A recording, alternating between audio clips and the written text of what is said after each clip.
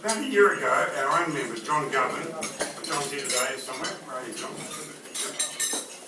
suggested that youth homelessness would be a worthy issue for this club to take up. The club was pretty busy at the time, but with the ending of our involvement in the flotilla, my aim this year has been to follow this through and see where the club can usefully contribute to this area of need.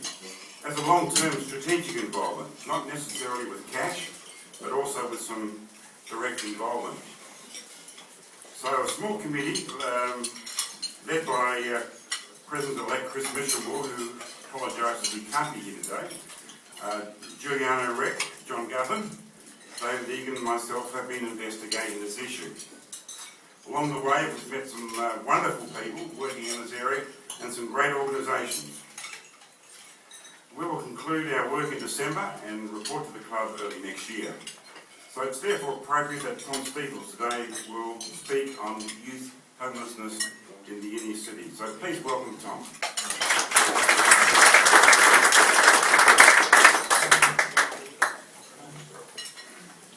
Thank you very much indeed. Now I might just check the levels and see if I need to adjust the microphone. Can everyone hear me okay? Yep, good on. Thank you. Fine, thank you very much indeed for your very warm introduction. And again, thank you for inviting me to speak here today and witnessing what I think must be one of the quickest AGMs I've ever had the privilege of seeing. So thank you and congratulations. It was a long one. Today I'll be focusing on the topic that I believe Robin Sutherland spoke to you about at last month's meeting. The focus of my presentation this afternoon, and I won't bore you with too many PowerPoint slides, there are only 6 I believe, is to really focus on a potential collaboration that certainly Brian and the committee has alluded to. I'm going to start by identifying some statistics that refer to homelessness in Adelaide and South Australia more broadly. And although they, on first look, they're quite confronting, I'll be able to go into them in some depth.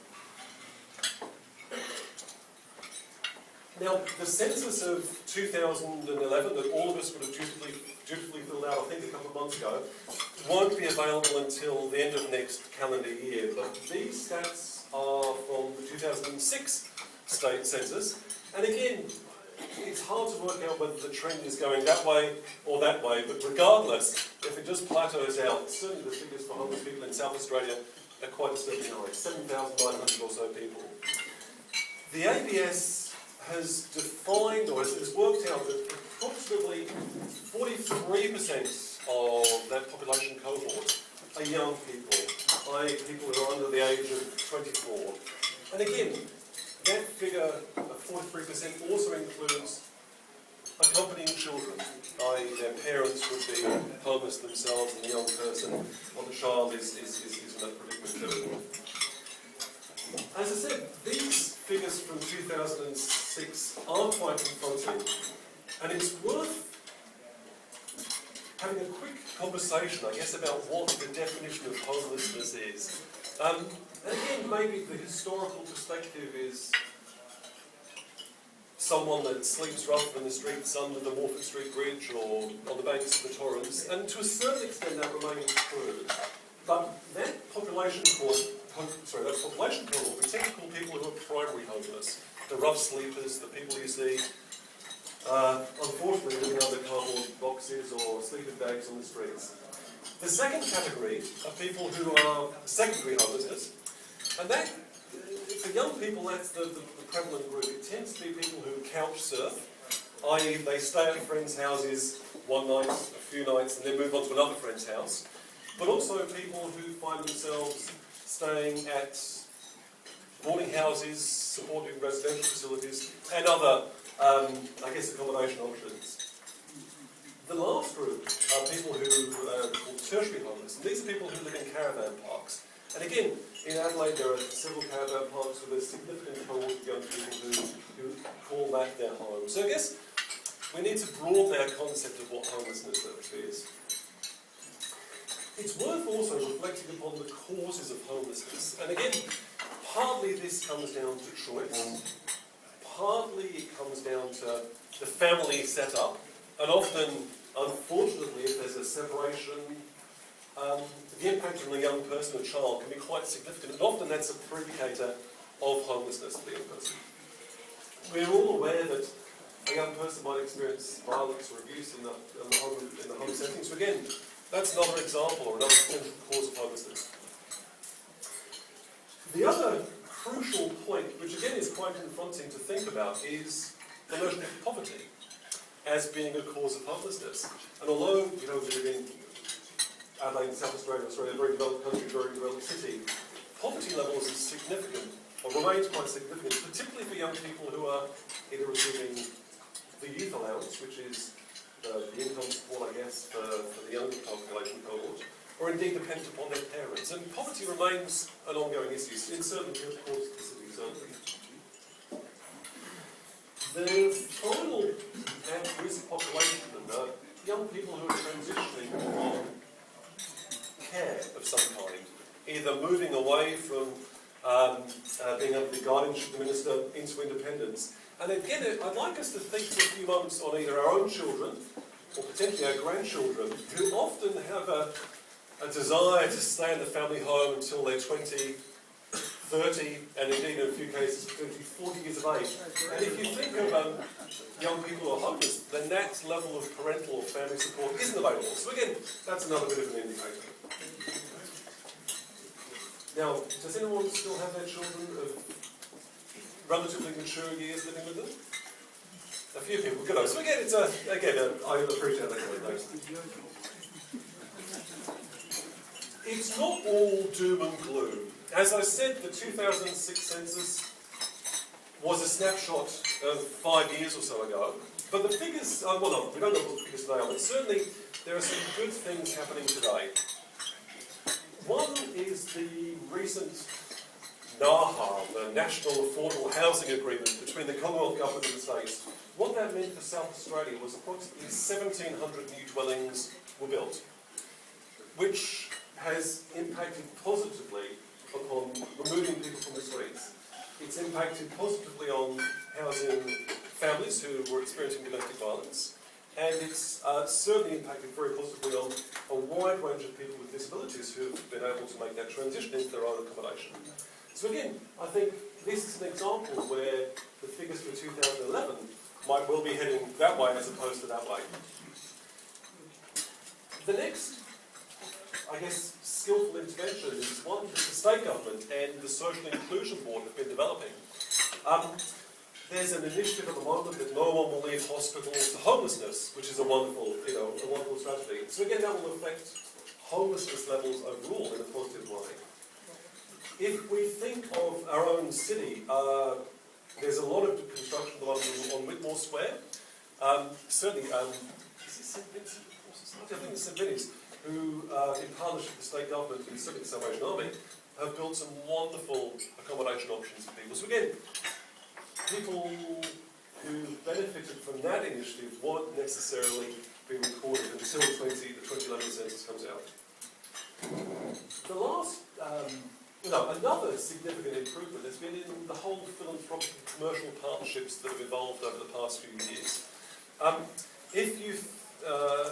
Somebody, Roseanne Hackerty, who came over to South Australia a few years ago as a thinker in residence, brought with her a model called the Common Ground model, where certainly in her experience, disused buildings were converted from either office space or hotel accommodation into apartments for people who were homeless. And in Adelaide, we've got two Common Ground developments, one on Franklin Street, above the bus station. The other one is in Light Square, on the southwest corner, in an old, I believe it used to be a print works, on the corner of Weymouth Street and Light Square. It used to be a print works, and the apartments that were developed out of that space are truly wonderful. So I guess what I've demonstrated is that the three tiers of intervention, both Commonwealth, states, and most importantly, both philanthropic and the commercial sector, are really making a difference. Certainly in my own work, I'm engaging quite closely with some private developers to look at ways in which homeless young people are able to access accommodation. There are some other examples, I guess, that I'd like to refer to. One is the strong partnerships that have developed locally. Robin Sutherland, who spoke to you last month, chairs an entity called the Inner City Collaboration. And it's a partnership between United University of Adelaide, and I'm employed by them in their Streetlink program, St John's Youth Service, and also the Service Youth Council. So that particular collaboration really works with very marginalised young people.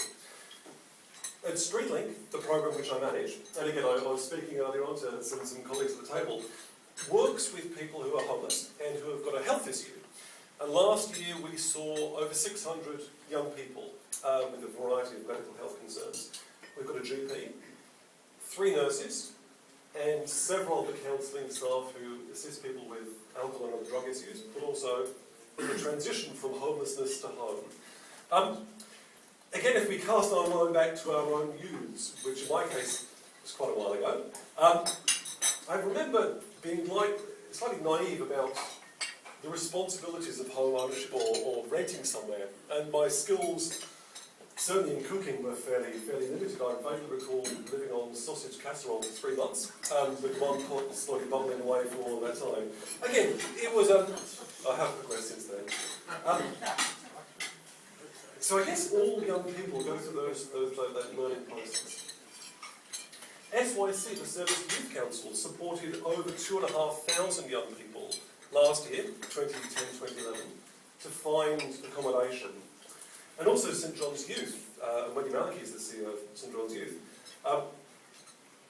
received over 970 referrals of young homeless people requiring support and assistance.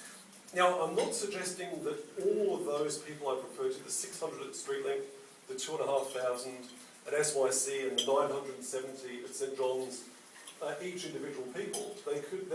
In all likelihood, there'll be a blending of the numbers.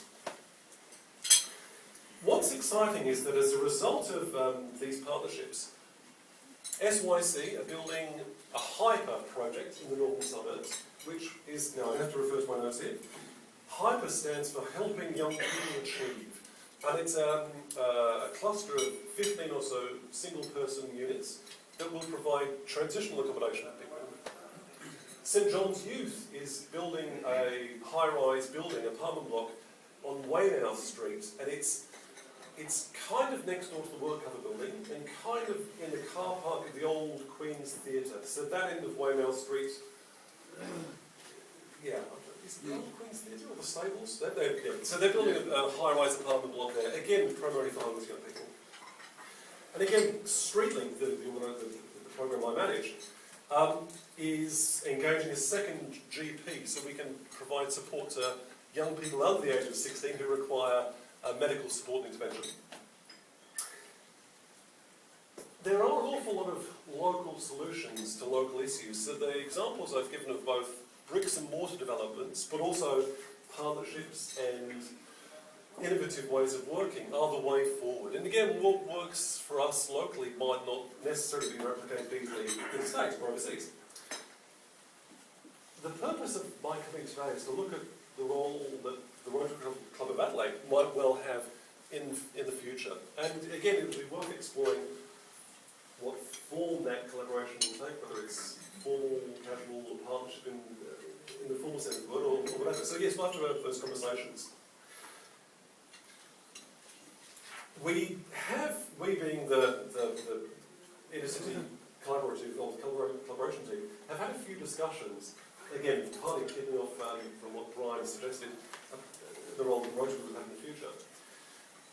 We looked at the issue of storage as an impediment to young people. If a young person is homeless, then often, if they're sleeping in hostels, they have to take their belongings with them at the end of, the beginning of the day, and then return with them at the end of the day back to the hostel. So storage of people's belongings is quite an issue. There are storage options. There's the railway station and the bus station, but the rates that they charge are both quite high, and if you happen to miss out on collecting your luggage at the end of the day or the end of your lunch time, it's incredibly expensive. So that was something that we explored, whether storage or a storage facility of some kind could be available. The other issue we touched upon was dental care. And again, if you think of working with homeless young people, often their ability to access medical services is significantly impacted upon. And dental care, as certainly I know from personal experience, is incredibly expensive. There are some initiatives locally. I mentioned earlier the Common Ground service on Light Square, which has got a wonderful dental suite with beautiful stainless steel lights and a chair that reclines and spittoons, etc. And one of the issues that they're facing is staffing it. I believe they've found a dentist who will be able to provide a service there, but finding a dental technician is proving to be somewhat of a barrier. So again, that was something else that we discussed. The bit that we focused on as something that could be of real benefit, not only to the young people we work with, but also ideally to the Rotary Club of Adelaide, was conducting some research. And I know that probably sounds a little strange because it's not necessarily going to impact positively on young people. However, instead of taking either a scattergun or an ad hoc approach to identifying what a homeless young person's needs are, and certainly my own perspective might come across as being paternalistic, actually getting in touch and engaging with young people themselves to really identify what the services that best meet their needs are was something that seemed to resonate. The benefits are increasingly we live in a world of evidence-based practice. Now, what on earth does evidence-based practice mean? It means prior to any intervention, any activity, any action, any service delivery, we need to do some preliminary research to make sure there's evidence to suggest that what we're proposing actually works, but also to work out what the impact of it will be both positively and, unfortunately, occasionally negatively for the young people we work with. So something which we're keen to do is look at engaging with the most disadvantaged people, young homeless people, to find out where their hopes, visions, dreams and aspirations lie. I guess a lot of this will be very much dependent upon what yourselves as the Club of Adelaide and also the committee that's exploring this will lead to. But one of the most exciting things, I think, is, as Brian suggested, an ongoing collaboration. I guess there's a history of interventions which might be quite short-term, where either funding or support is provided for a time-limited period. But often it's that longevity, the building up of meaningful relationships, the opportunity to work really closely together in partnership that produces the best results. On the table, Robert was generous enough to distribute things called the Fast Track Map. And this is an example of a product that was developed partly by the Adelaide City Council, partly by the Lions Club of Adelaide. And over the years, it's been quite useful, not only for young people, believe you me, but also for other people, because it identifies in a fairly user-friendly way, except for those of us with increasing levels of myopia, the streets that are safe at night, where there should be relative levels of security, but also identifying where youth services currently exist. So I guess this is an example of a strong and enduring partnership that I'm certainly not suggesting we replicate in any shape or form, but certainly that's an example where, certainly for the past 12 years, that this has been in existence and it's renewed every 2 years. It's impacted very positively on people. Now, the last slide gives you the chance to ask me some questions. And also, to give my contact details. Now, I apologise for the people at the back of the room, and I've got some business cards that I can give you later on. I'd strongly urge you to visit Streetlink Youth Health. We're located on one of those interesting little streets between Hindley Street and North Terrace. And if you head west along Hindley Street from King William, we're the first little street on the right-hand side. Our immediate next door neighbours are a tattoo parlour and an alternative clothing emporium, so make sure you use the right entrance, is all I can say. Thank you, John.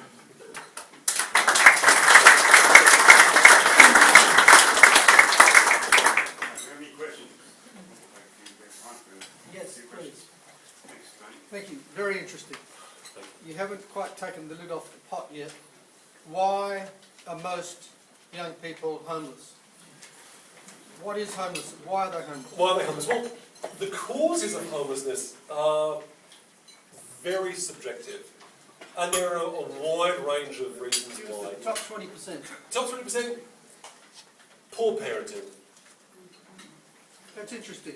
That was a lead-up question. Has there been any analysis into the age of the parents of homeless youth or the social circumstances that they come from, so you can find a reason that you maybe can zero in on or look at more closely? Aspects of that question I'll have to take on notice, and I might have to liaise with Brian on some of my response. But there are intergenerational aspects, absolutely. And what a lot of research suggests is that not only the bonding process that a child goes through in its formative years, but also the environment that the family nurtures and generates really impacts significantly. I mentioned that for young people who are leaving the guardianship of the minister, say care, for want of a better expression, the barriers that they find, that they face, is significant, primarily because their experiences in home life would have been very disjointed. I'm working at the moment with a young woman who's 17 years of age. She was placed in state care at the age of 9, and between the age of 9 and 14, she experienced 40 different homes. And if you think of the impact that that would have had on someone's ability to build a relationship or rapport, learn positive living, then certainly it impacts significantly. So where the future lies is ensuring that there are positive parenting roles, and I'm aware of Save the Children running some very comprehensive training for young parents in positive parenting processes. So there are remedies out there, but it will take a while for subsequent generations to learn them. But yeah, unfortunately, poor parenting is the main indicator of a young person's homelessness. Is that a sign of something else?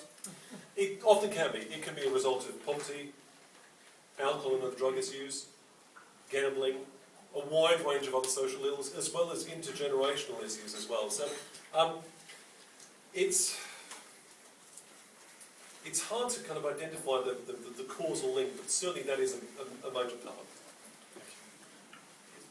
Yeah, thanks, Tom. Is there you talk about transitional arrangements, transitional from homeless to home. Are you able to give a quick example of a more memorable story that's where someone has made that transition and what some of the key factors were? Certainly. There is a development down in Oaklands Park on Avalon Road, which provides transitional accommodation usually of 6 months in duration. During that 6-month tenure, very intensive support is put in place to engage a young person in how to set up utilities, how to pay for utilities, how to shop, where to shop, and the whole house management side of things. So that's an example where transition accommodation works. And again, there's a lot of discussion at the moment about whether we should go down the transitional accommodation option or whether we should just go for permanency from the word go, anticipating that some people will fall over. And there's a bit of tension in that, because I can certainly see the benefit of transitioning, but I acknowledge having that security of tenure, having the ability to build up a sense of community is strong. And again, purely subjectively, I remember in my youth, and you may detect a slight South London accent here. Have I lost it yet? Yeah, it's still there. So there was, I certainly experienced a fair degree of turnover of rental accommodation, most of which, probably was the most salubrious available. So partly it comes down to normalising the processes that young people go through as well. So what's the final outcome? Do you upskill these young people to get back in the workforce and support themselves and get off the welfare cycle? Ideally, yes. And I was talking to Robert earlier about the whole notion of transitioning. And if you think of Psychology 101, the Maslow hierarchy of needs, there are several tiers that lead towards self-actualisation. And to be honest, self-actualisation is something not many people would achieve, but the more basic levels of Maslow's theory suggest accommodation, food, are the foundations. Next step up is affiliation, so developing friendships, relationships, nurturing community. And beyond that, ideally there's the pathway to employment. An option which certainly seems to work well for homeless young people is the big issue vendor, becoming big issue vendors, where a young person or a person would purchase the magazine for $2.50, sell it for $5, and that is quite a good approach because it's casual, it creates a sense of work ethic, it connects people with the community where they're selling, where they're vending. But I think that is certainly a topic that it deserves further exploration, what the employment pathways are for young people who are homeless. As I said, it's very difficult if you're living rough or couch surfing to be able to have the possessions, have a shave, prepare yourself for work, if those other barriers exist about that impede your ability to prepare. So secure accommodation is really the foundation that should ideally lead to employment and greater levels of engagement. A valid point, and certainly something which I'm going to be discussing with, I'm sorry Robert, I'm going to talk to you in big time, is certainly discuss some employment opportunities for people. We might have time for one last quick question. Yes, would you like to comment on the thesis that the more accommodation you build for homeless people, the more homeless people will be seeking accommodation? Well, I would give that a P2 if I were marking that particular thesis or that particular essay. There's some validity to what you're suggesting. However, again, I stand corrected. If in 12 months I come back and the ABS census suggests that the trajectory is going up, even though there's been all these interventions, I stand corrected. But I think risky accommodation is a major barrier to engaging with people. Often education, without doubt health, certainly employment opportunities, are all impacted quite negatively. So if we're creating reasonable accommodation, we can head some of those issues off the past. That's wonderful. Now, if I guess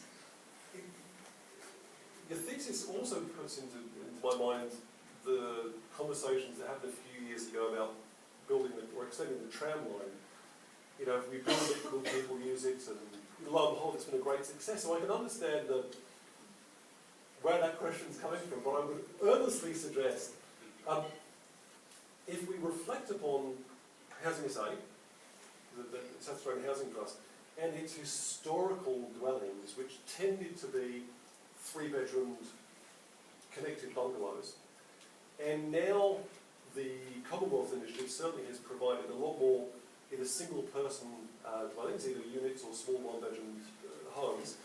Hopefully, the different profile in the housing stock will ensure that instead of having one homeless person staying in a 3-bedroom place in Blair Athol, now there'll be 3 people living in 3 separate units on the same block. So we'll have a conversation again in 12 months if that's okay, just to see whether I was right or not. Thank you. Please thank you.